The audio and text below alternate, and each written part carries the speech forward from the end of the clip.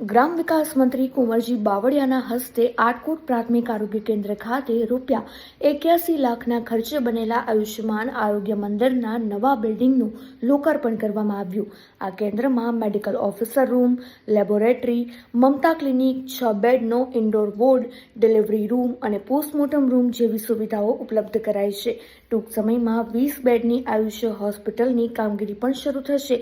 મંત્રીએ રાજકોટ આટકોટ રોડને ₹140 કરોડના ખર્ચે રીકાર્પેટિંગ કરવાની પણ જાહેરાત કરી છે। રાજકોટ જિલ્લાના જસદણ વિધાનસભા મત વિસ્તારના આટકોટ ખાતે આયુષ્યમાન આરોગ્ય મંદિર એટલે કે પ્રાથમિક આરોગ્ય કેન્દ્ર જે શ્યામા પ્રસાદ મુખર્જી રૂરબન મિશન અંતર્ગત તૈયાર થયું અને એ લગભગ 81 લાખના ખર્ચે આ તૈયાર થતા આજે અહીંયા આ વિસ્તારના સૌ સન્માનની આગેવાનો, અધિકારીઓ, પદાધિકારીઓની ઉપસ્થિતિમાં આ હોસ્પિટલ આજે અહીંયા ખુલ્લું મૂકવામાં આવે છે।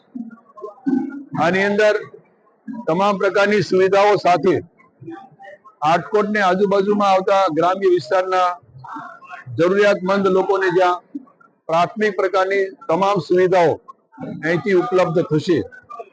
આગામી દિવસમાં આ જ કેમ્પસમાં અમે લગભગ 6 કરોડના ખર્ચે 20 બેડની આયુષ્માન હોસ્પિટલ પણ એનું ભૂમિપૂજન કરવાના છે।